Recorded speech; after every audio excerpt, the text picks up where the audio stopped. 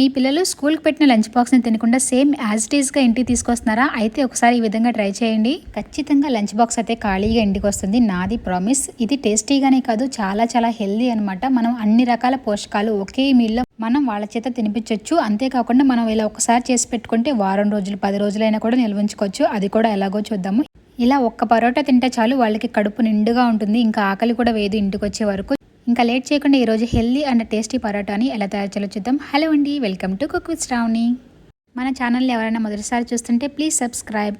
ముందుగా మనం పరోటా చేసుకోవడానికి ఎగ్స్ అనమాట. నేను చేసే పరోటాలో ఎగ్స్ కూడా వాడుతున్నాను. చూడండి, కొంచెం ఇలా బ్రేక్ అవుతాయి కదా, అవి మాత్రం పక్కన పెట్టేసుకోండి, లేకపోతే మొత్తం ఖరాబ్ అయిపోతాయి. సో ఈ విధంగా ఒక 4 కోడిగుడ్లు తీసుకుని మనం తగినన్ని వాటర్, గుడ్లు మునిగే వరకు వాటర్ వేసుకుని మనం దీనిని ఉడికించుకోవాలి. ఎగ్స్ బాయిల్ అయ్యేలోపు ఈలోగా పరోటా కోసం మనం పిండిని కలుపుకుందాం. ఈ విధంగా మనం ఒక పని తర్వాత ఒకటి చేసుకుంటే మనకి చాలా త్వరగా అయిపోతుంది. ఒకసారి వీకెండ్లో ఒక రోజు చేసి పెట్టేసుకుంటే మనం చాలా రోజులు, లైక్ 10 రోజులైనా కూడా నిల్వ ఉంచుకోవచ్చు, ఎటువంటి ఇబ్బంది లేకుండా. ఈరోజు నేను చేసే పరోటాకి మల్టీగ్రెయిన్ పిండి అయితే వాడుతున్నాను. మనకి అన్ని రకాల పిండిలు ఒకే దానిలో దొరుకుతాయి కదా, లేదంటే మనం నార్మల్గా గోధుమ పిండితో కూడా చేసుకోవచ్చు, లేదా మైదాతో కూడా చేసుకోవచ్చు. సో మైదాని అవాయిడ్ చేసి కొంచెం గోధుమ పిండితో చేసుకోవడానికి ట్రై చేయండి. సో దీనిలో కొంచెం తగినంత 1 స్పూన్ వరకు సాల్ట్ వేసుకుని కొంచెం నీళ్ళు యాడ్ చేసుకుంటూ మనం రెగ్యులర్గా చేసుకునే చపాతీ పిండి కన్నా కొంచెం సాఫ్ట్గా కలుపుకోవాలి.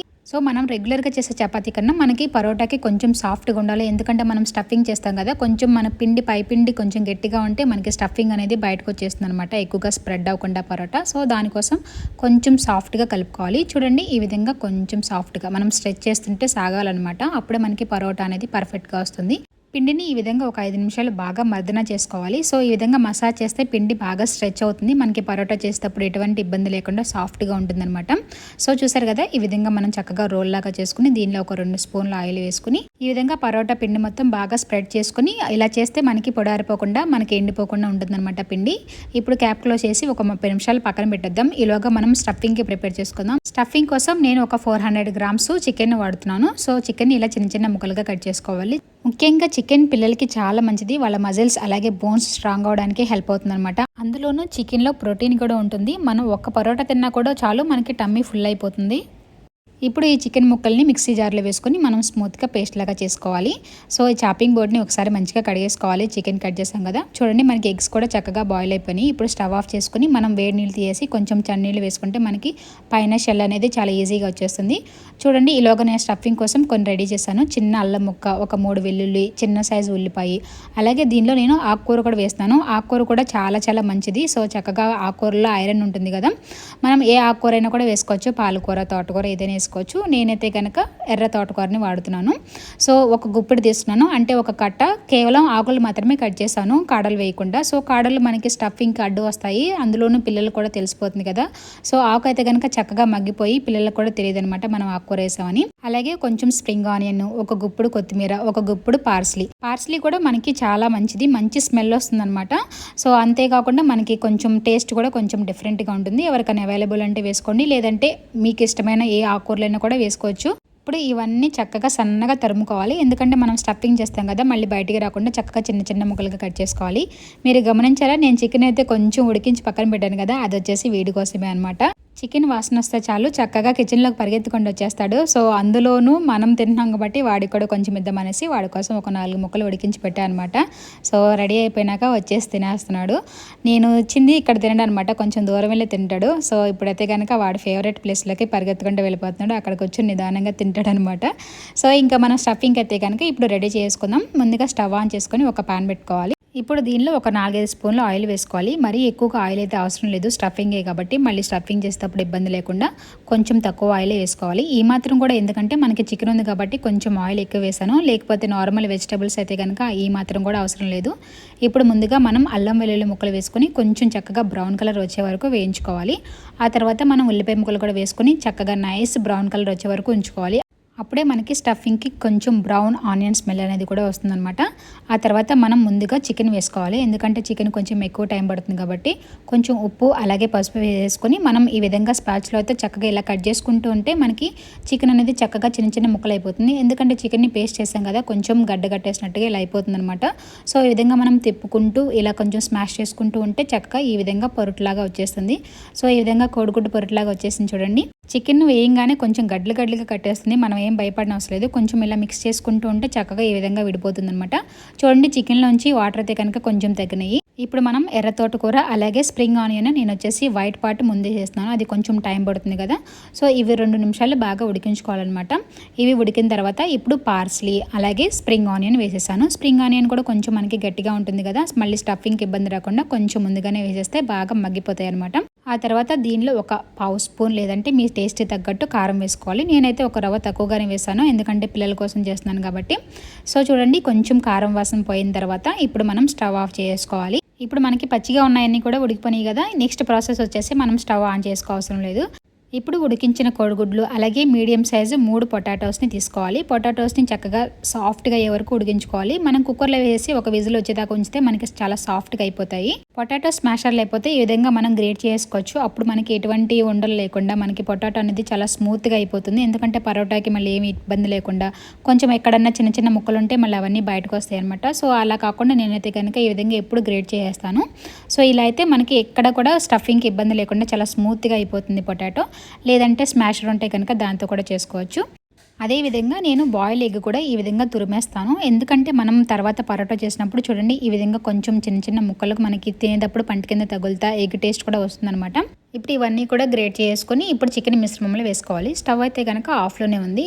పొటాటో వేసిన తర్వాత ఇప్పుడు దీనిలో కూడా మనం తగినట్టుగా సీజనింగ్స్ చేసుకోవాలి. కొంచెం ఉప్పు, అలాగే నా దగ్గర కొంచెం ఏదో స్పైస్ ఉంది అది వేసాను. సో అదైతే కనుక కంపల్సరీ కాదు. ఆ తర్వాత కొంచెం చిల్లీ ఫ్లేక్స్, పావు స్పూన్ వచ్చేసి గరం మసాలా, ఒక అర స్పూన్ ధనియాల పౌడర్, ఇప్పుడు కొత్తిమీర వేసుకోవాలి. పరోటాని కుక్ చేసేటప్పుడు మనకి కొత్తిమీర అనేది చక్కగా మగ్గిపోతుంది. ఇప్పుడు ఇవన్నీ కూడా చక్కగా బాగా కలిసే వరకు మిక్స్ చేసుకోవాలి. అన్ని మసాలాలు అలాగే బంగాళదుంప ఇవన్నీ మనకి మిక్స్ అయిన తర్వాత చక్కగా ఈ విధంగా ముద్దలాగా వస్తుందన్నమాట. స్టఫింగ్ మరీ హార్డ్గా లేకుండా ఈ విధంగా సెమీ సాఫ్ట్గా ఉండాలి. అప్పుడే మనకి పరోటా లోపల బాగా స్ప్రెడ్ అవుతుంది. స్టఫింగ్ కూడా రెడీ అయిపోయింది కాబట్టి ఇప్పుడు మనం పరోటా ప్రాసెస్ చూద్దాం. సో ఒకసారి పిండిని తీసిన తర్వాత చక్కగా ఒకసారి మద్దనం చేయండి. అప్పుడే మనకి చక్కగా పిండి మొత్తం బాగా కలుస్తుంది.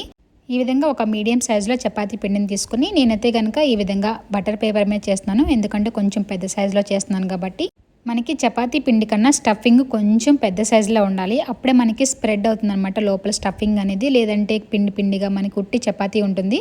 సో అలా లేకుండా ఉండాలంటే కనుక మనం ఖచ్చితంగా లోపల స్టఫింగ్ అనేది మన చపాతీ పిండి కన్నా కొంచెం పెద్ద సైజులోనే ఉండాలన్నమాట. నేనైతే రెగ్యులర్గా చేస్తాను కాబట్టి ఈ విధంగా చేతితో చేస్తున్నాను. చూడండి, మనం కొంచెం ఇలా స్ప్రెడ్ చేసుకుంటా అంచుల్ని కొంచెం పల్చగా లోపల కొంచెం మందంగా ఉండేలాగా ఈ విధంగా స్ప్రెడ్ చేసుకోవాలి. సో ఆ తర్వాత నేనైతే కనుక స్టఫింగ్ని ఈ విధంగా కవర్ చేసేస్తున్నాను. సో ఈ విధంగా మనం రెగ్యులర్గా చేసే వాళ్ళకైతే బాగా ఇబ్బంది ఏం లేదు. కాకపోతే కొంచెం మొదటిసారి చేసేవాళ్ళు కొంచెం ఈ విధంగా చూడండి, ఒక చేత్తో ఈ విధంగా స్టఫింగ్ని లోపల నొక్కుంటూ మరొక చేత్తో ఈ విధంగా మనం పై పిండిని క్లోజ్ చేసుకుంటూ రావాలన్నమాట. ఈ విధంగా చేసేస్తే మనకి స్టఫింగ్ బయటికి రాకుండా ఈ బాల్ అనేది పర్ఫెక్ట్గా వస్తుంది. ఇప్పుడు మనం చేసే ఈ బాల్ పర్ఫెక్ట్గా ఉంటే పరోటా కూడా మనకి ఎక్కడ స్టఫింగ్ బయటికి రాకుండా చాలా నీట్గా వస్తుంది. లోపల స్టఫింగ్ని కూడా కొంచెం అడ్జస్ట్ చేయాలి. అప్పుడే మనకి బయటికి రాకుండా లోపల బాగా స్ప్రెడ్ అవుతుంది. నేనైతే కనుక ఈ విధంగా చేత్తోనే స్ప్రెడ్ చేస్తున్నాను. ఎందుకంటే మనకి పిండి కూడా చాలా సాఫ్ట్గా ఉంది కాబట్టి ఎటువంటి ఇబ్బంది లేకుండా చక్కగా స్ప్రెడ్ అవుతుంది అనమాట. మీకు ఎంత వీలైతే అంత ఎక్కువగా స్ప్రెడ్ చేసుకోవచ్చు, ఎటువంటి ఇబ్బంది లేదు. నేనైతే కనుక ఇలా ప్యాన్ మీద పెట్టిన తర్వాత కూడా ఇంకా స్ప్రెడ్ చేస్తాను. ఎందుకంటే కొంచెం మనకి మందం లేకుండా చక్కగా పల్చగా వస్తుంది. మనకి ప్యాన్ వేడిగా ఉండడం వల్ల కొంచెం త్వరగా స్ప్రెడ్ అవుతుంది అనమాట మనం నార్మల్గా కన్నా. అందుకని నేను ఇలా ప్యాన్ మీద పెట్టిన తర్వాత కూడా వీలైనంత వరకు స్ప్రెడ్ చేస్తాను. సో ఆ తర్వాత ఈ విధంగా నిదానంగా ఫ్లిప్ చేసుకోవాలి. సో మనం పరోటా చేస్తున్నాం, చాలా పెద్ద పని, ఎక్కువ మనుషులు కావాలని ఏం ఇబ్బంది లేదు. చూడండి, నేను ఒక పక్కన పరోటా కుక్ చేస్తే మళ్ళీ ఇంకొకటి రెడీ చేస్తున్నాను అనమాట. సో ఈ విధంగా చేస్తే మనకి వేరే మనిషితో పని ఏం లేదు. మనమే ఒంటరిగా అయినా కూడా మనం చక్కగా పరోటాలు చేసుకోవచ్చు. స్టఫింగ్ చేయడం, పరోటా చేయడం, అలాగే మనం ఎక్కువ క్వాంటిటీ చేస్తున్నాం కాబట్టి కాస్త ఎక్కువ టైమే పడుతుంది. సో అందుకని కొంచెం వీకెండ్లో ఇలాంటి పనులు చేసుకుంటే మనం మిగతా రోజుల్లో ఎక్కువగా కష్టపడాల్సిన పని లేదు. పరోటాని ఫ్లిప్ చేసేటప్పుడు ఖచ్చితంగా ఇలా ప్యాన్ పట్టుకుని ఒక చేత్తో అప్పుడు ఫ్లిప్ చేయాలి. మనం డైరెక్ట్గా దోశలు తిప్పినట్టు తిప్పేయకూడదు. ఎందుకంటే స్టఫింగ్ ఉంది కాబట్టి మనకి కొంచెం బరువుగా ఉంటుంది.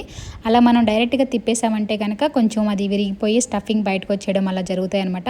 సో ఖచ్చితంగా ఈ విధంగా ప్యాన్ని కొంచెం లిఫ్ట్ చేసి ప్యాన్ హెల్ప్తో మనం తిప్పాలన్నమాట. అప్పుడే మనకి చక్కగా పరోటా అనేది విరిగిపోకుండా వస్తుంది. సో ఈ విధంగా రెండు పక్కల కొంచెం కాలిన తర్వాత మనం రెండు పక్కల బటర్ అప్లై చేసుకోవాలి. సో పిల్లలకి చేస్తున్నాం కాబట్టి కొంచెం బటర్ రాసేస్తున్నాను.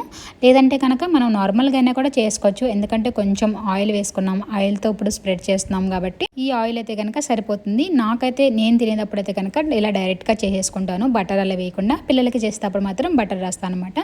ఈ విధంగా ఒకటి కాలేలోగా ఇంకొకటి రెడీ చేసి పక్కన పెట్టుకుంటాను. ఈ విధంగా చక్కగా రెండు వైపులా మంచి బ్రౌన్ కలర్ వచ్చే వరకు మనం కుక్ చేసుకోవాలి. చూడండి పరోటా మనకి ఎంత చక్కగా బ్రౌన్ కలర్ వచ్చిందో, అలాగే స్టఫింగ్ కూడా ఎక్కడ బయటే రాకుండా చాలా నీట్గా ఉంది కదా. ఒకసారి లోపల ఓపెన్ చేసి చూపిస్తాను స్టఫింగ్ ఏ విధంగా ఉందో. చాలా వేడిగా ఉంది, అయినా కూడా మీకు చూపించడానికి ఓపెన్ చేశాను. చూడండి మనకి చక్కగా ఈవెన్గా మనకి లోపల స్ప్రెడ్ అయిందనమాట లోపల స్టఫింగ్ అనేది. సో ఈ విధంగా కొంచెం మనం పెద్ద సైజులో తీసుకుంటే మనకి ఎక్కడ చపాతీ మిగలకుండా ఈ విధంగా చక్కగా మొత్తం అన్ని వైపులా స్ప్రెడ్ అవుతుంది. ఇప్పుడు నేను మీకు చూపించడానికి ఈ విధంగా బటర్తో కాల్చాను, కానీ నేను నిల్వ ఉంచడానికి చేస్తున్నాను కాబట్టి పరోటాలని మొత్తం కుక్ చేయకుండా ఈ విధంగా సగం వరకే కుక్ చేస్తాను. చూడండి మరీ బ్రౌన్గా వచ్చే వరకు కాకుండా ఈ విధంగా మనం లైట్గా కలర్ వచ్చే వరకు మనం కుక్ చేసుకోవాలన్నమాట. సో ఈ విధంగా చేసేసి నేను పక్కన పెట్టేస్తాను అనమాట అన్నీ. సో నేను చేసే స్టఫింగ్ అలా రాకపోతే కనుక ఈ విధంగా కింద పెట్టేసుకుని మనం నార్మల్గా స్ప్రెడ్ చేసుకుని ఆ తర్వాత స్టఫింగ్ పెట్టుకుని నార్మల్గా ఈ విధంగా క్లోజ్ చేసుకోవాలన్నమాట. సో చేతిలో చేయడం రాని వాళ్ళు, కొంచెం చేతి తిరగకపోతే కనుక స్టఫింగ్ కంట్రోల్ చేయలేరు కదా, సో అలాంటి వాళ్ళు ఈ విధంగా కూడా చేసుకోవచ్చు అనమాట. సో ఇలా చేసేసి మొత్తం ఒకసారి క్లోజ్ చేసుకుని ఎక్కడ స్టఫింగ్ అనేది కనిపించకుండా ఈ విధంగా నీట్గా క్లోజ్ చేసుకోవాలి. ఆ తర్వాత ఒకసారి చేత్తో ఈ విధంగా స్ప్రెడ్ చేసుకోవాలన్నమాట. అప్పుడే మనకి స్టఫింగ్ అనేది కొంచెం ఫ్లాట్ అవుతుంది. ఆ తర్వాత మనం చపాతీ కర్రతో ఈ విధంగా నిదానంగా చేసుకోవాలి. నేనైతే కనుక పిండితో చేయను, ఆయిల్తోనే చేస్తాను. ఎందుకంటే మనం పిండి వేస్తే మనకి ఉడికిన తర్వాత కుక్ అయిన తర్వాత కొంచెం రఫ్గా ఆ పిండి స్ట్రక్చర్ అనేది తగులుతుంది అనమాట. నాకైతే అలా ఇష్టం ఉండదు. సో ఒకవేళ ఆయిల్ ఇష్టం లేకపోతే మనం పిండి వేసి పొడి పిండితో కూడా చేసుకోవచ్చు అనమాట. సో ఈ విధంగా మనం నిదానంగా రోలింగ్ పిన్తో చేసుకుని రెండు వైపులా కాల్చుకోవచ్చు. నేనైతే మా పాప కోసం, సో తను అంత పెద్ద క్వాంటిటీ తినలేదు, అంత ఎక్కువ పోర్షన్ తినలేదు కాబట్టి చిన్న చిన్నగా చేస్తున్నాను. సో చిన్న పరోటాలు అనుకోండి, లేకపోతే కచోరీలు అనుకోండి, ఈ విధంగా చిన్నగా చేస్తున్నాను అనమాట. చిన్నపిల్లలు అంత పెద్ద పరోటా తినలేరు, ఎక్కువ పోర్షన్ తినలేరు కాబట్టి వాళ్ళ కోసం చిన్నగా, లేదంటే వాళ్ళకి ఇంట్రెస్ట్ రావడానికి ఈ విధంగా చిన్న చిన్నగా చేసుకున్నా కూడా వాళ్ళు చూసి చిన్నగా ఉన్నాయి కొంచెం ఇంట్రెస్టింగ్గా ఉందని కూడా తింటారనమాట. సో ఈ విధంగా నేను కొన్ని చిన్న చిన్నగా చేస్తున్నాను. ఇప్పుడు వీటిని కూడా మనం చక్కగా రెండు వైపులా సగం మాత్రమే కాల్చుకుంటాను అనమాట. సో ఇవి కూడా నేను నిల్వ చేయడానికే కాలుస్తున్నాను. సో ఇవి కొంచెం మందంగా ఉన్నాయి కాబట్టి కొంచెం ఎక్కువసేపు సిమ్లో పెట్టేసుకొని చక్కగా రెండు వైపులా కాల్చుకోవాలి. సో చూడండి నేను చేసిన స్టఫింగ్ మొత్తం అయిపోయిందనమాట. అలాగే నాకు పిండి అనేది కొంచెం మిగిలింది, ఎందుకంటే నేను పిండి వచ్చేసి ఆల్మోస్ట్ ఒక 900 గ్రామ్స్ వరకు కలిపాను. సో అందుకని నాకు మిగిలిపోయింది. లేదంటే మీరు ఒక అరకిలో పిండి కలుపుకుంటే మనకి చక్కగా ఆ స్టఫింగ్కి సరిపోతుంది అనమాట. ఏం పర్వాలేదు, ఈ మిగిలిన పిండితో మనం నార్మల్గా చపాతీ అలాగే కర్రీ చేసుకోవచ్చు. చూసారు కదా, ఈ విధంగా మనం ఒకవైపు కాలిన తర్వాత మరొక వైపు తిప్పుకుని రెండు వైపులా కాల్చుకుందాం. చూడండి నేను చేసిన క్వాంటిటీకి నాకు ఇంత పెద్ద సైజులో అవి ఒక 10 పరోటాల వరకు వచ్చినాయి అనమాట. సో చక్కగా ఒక్కటి తిన్నా కూడా కడుపు నిండుగా ఉంటుంది. కొంచెం పెద్ద సైజు ఉంది, అలాగే స్టఫింగ్ కూడా మనం ఎక్కువగా చేసుకున్నాం. అందులోనూ మనం స్టఫింగ్కి చికెన్, పొటాటో అలాగే ఎగ్స్ కూడా వేసాం కాబట్టి మనకి కొంచెం తిన్నా కూడా కడుపు అనేది ఫుల్ అయిపోతుంది అనమాట. అలాగే మనకి త్వరగా ఆకలి కూడా వేయదు. చూడండి ఇప్పుడు మనకి చిన్న చిన్న పరోటాలు కూడా మంచిగా కాలిపోయినాయి. ఇవి కూడా తీసి పక్కన పెట్టేసుకుందాం. ఇప్పుడు వీటిని పూర్తిగా చల్లారే వరకు మనం వెయిట్ చేయాలి. పరోటా చేసి మనం ఒక 2 గంటలు అలా వదిలేసామంటే మనకి చక్కగా చల్లారిపోతాయి. చూడండి ఇప్పుడైతే కనుక మనకి పూర్తిగా చల్లారినాయి కదా. ఇప్పుడు వీటిని ఒక జిప్ లాక్ బ్యాగ్, ఈ విధంగా ఏదైనా ఒక బ్యాగ్ తీసుకుని ఇప్పుడు దీనిలో మనం పరోటాస్ని పెట్టుకోవాలన్నమాట. సో చూడండి ఒకదాని మీద ఒకటి వేసాను కదా, నేను చాలాసేపు ఉంచినప్పటికీ కూడా ఇంకా వేడిగానే ఉన్నాయన్నమాట. సో ఇంకాస్తసేపు ఉంచుతాను బ్యాగ్లో పెట్టేసిన తర్వాత. ఈ విధంగా మనం నిదానంగా ఒకదాని తర్వాత ఒకటి బ్యాగ్లో పెట్టుకోవాలి, ఎక్కడ విరిగిపోకుండా. ఎందుకంటే మనం ఒకదాని మీద ఒకటి వేసినప్పుడు కొంచెం చెమ్మ పట్టేసి కొంచెం సాఫ్ట్ అవుతాయి, విరిగిపోయే ఛాన్స్ ఉంటుంది కాబట్టి. సో నిదానంగా ఒకదాని తర్వాత ఒకటి ఈ విధంగా లోపల పెట్టుకోవాలి. ఇప్పుడు జిప్ క్లోజ్ చేసి మనం దీన్ని డీప్ ఫ్రిడ్జ్లో పెట్టుకోవాలన్నమాట. ఫ్రిడ్జ్లో పెట్టేసుకోవాలి. ఒకరోజు నిల్వ ఉంచుకోవాలనుకుంటే మనం నార్మల్గా రిఫ్రిజిరేటర్లో పెట్టుకోవచ్చు. లేదు మనం ఎక్కువ రోజుల కోసం చేస్తున్నాం కాబట్టి ఈ విధంగా ఖచ్చితంగా ఫ్రీజర్లో పెట్టుకోవాలి. సో నేను నెక్స్ట్ డే తీస్తున్నాను చూడండి మీకు చూపించడానికి. ఫ్రీజర్లోంచి తీసిన తర్వాత 1-2 నిమిషాలు వదిలేసేయండి, అప్పుడు మనకి కొంచెం ఐస్ అనేది చల్లారుతుంది. సో చూడండి కొంచెం ఐస్గానే ఉంది, అయినా ఏం పర్వాలేదు, మనకి చక్కగా విడిపోతాయి. ఎందుకంటే వీటిని మనం ముందుగానే సగం వరకు కుక్ చేసాం కాబట్టి మనకి చాలా త్వరగా ఈజీగా వచ్చేస్తాయి. అలా కాకుండా మనం కుక్ చేయకుండా డైరెక్ట్గా పరోటా చేసేసి మనం ఫ్రీజ్ చేసినట్టయితే ఒకదానికొకటి పిండి కదా మనకి అంటుకుపోతాయి అనమాట. సో దానిని అవాయిడ్ చేయడం కోసం నేను ఈ విధంగా రెండు వైపులా ఒక హాఫ్ వరకు కుక్ చేశాను. దానివల్ల మనకి ఐస్ అయిపోయినా కూడా చాలా ఈజీగా విడిపోతున్నాయి చూడండి.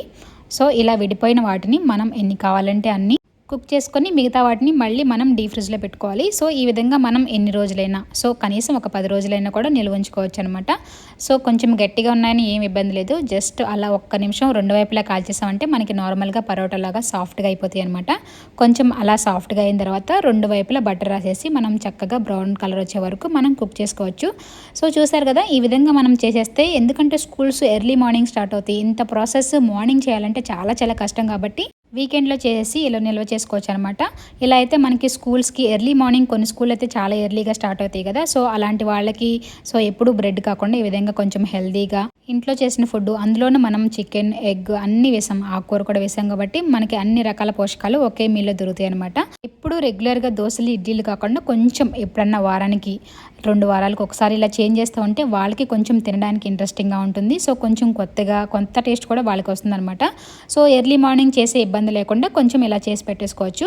సో రెగ్యులర్గా కాకపోయినా మనం నెలకు ఒకసారన్నా ఒక వారంలో ఇవి ట్రై చేసుకోవచ్చు అనమాట. సో ఈ విధంగా చేసేసి ముక్కలుగా కట్ చేసేసి కొంచెం పెరుగు పెట్టేశాను. మా పాప ఇష్టంగానే తింటుంది కాబట్టి పెరుగు పెట్టాను అనమాట. సో ఎక్కువ స్పైసీ లేకుండా ఇలా రకరకాల ఫ్రూట్స్ పెట్టేసి మనం లంచ్ బాక్స్లో పెట్టేస్తే వాళ్ళు కూడా ఇష్టంగా అండ్ హెల్తీగా కూడా తింటారనమాట. సో ఎవరికైనా నచ్చితే కనుక ట్రై చేయండి. మరి ఈరోజు మన హెల్దీ పరోటా మీకు కూడా నచ్చినట్టయితే మీ ఫ్రెండ్స్ అండ్ ఫ్యామిలీ అందరితో షేర్ చేయండి. Thank you for watching and subscribe for more videos.